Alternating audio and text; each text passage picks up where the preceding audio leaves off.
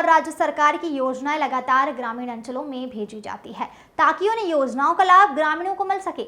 लेकिन जब भ्रष्टाचार ही अपने चरम स्तर पर हो तो वहां भ्रष्टाचारी मौजूद हो, उन्हें योजनाओं का बंदरबाट क्यों नहीं होगा।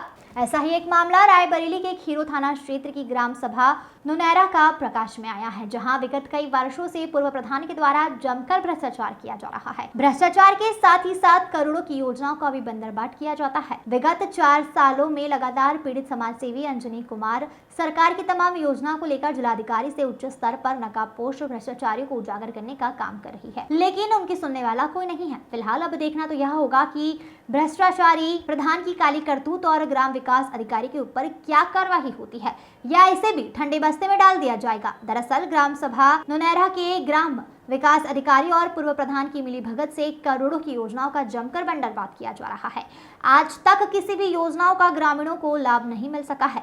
यहां तक कि मौजूदा प्रधान की भी पूर्व प्रधान के आगे एक नहीं चल पाती है।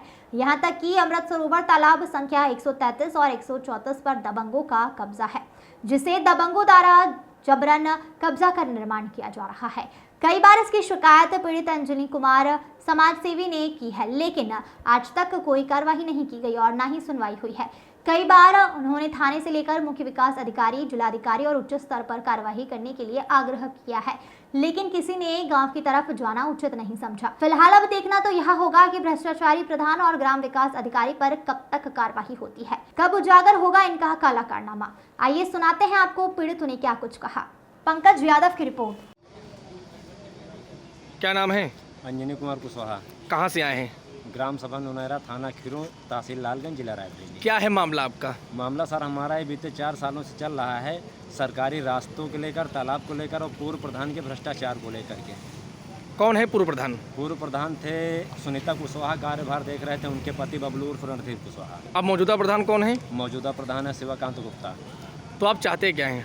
सर हम ये चाहते हैं कि पूर्व प्रधान के भ्रष्टाचार की जांच हो और जो सरकारी योजनाएं आ रही वो गरीबों तक पहुंचाई जाएं, और जो सरकारी ज़मीनों पे कब्जा है वो कब्जा खाली करवाया जाए। नाली, चक्रोट, तालाबों तक मार्ग खुलवाए जाएं।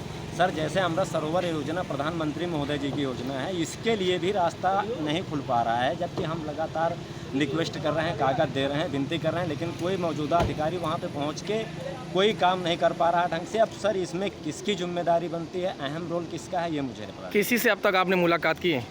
सर मुलाकात हमने 4 साल से दौड़ रहे हैं जिलाधिकारी से संबंध में। माननीय केशव प्रसाद मौर्य जी ने भी आदेश किया है कि आप इसकी जांच करवाई जाए, लेकिन उसके उनका बाद भी आदेश नहीं चला। नहीं, जांच नहीं हुई? नहीं, जांच नहीं हुई। तो आप चाहते क्या हैं आप? सर हम यही चाहते हैं, हमारी सोच यही और चाह यही है कि हमारे ग्राम सभा में आज भी वो लोग मौत के मुँह में हैं जिन्हें ना सरकारी शौचालय मिल रहा है, ना सरकारी आवास मिल रहा है। अगर तेज़ बारिश हो जाएगी या तूफान चल जाएगा तो ऐसे घरों में रह रहे हैं कि जो उसमें ढह जाएगा।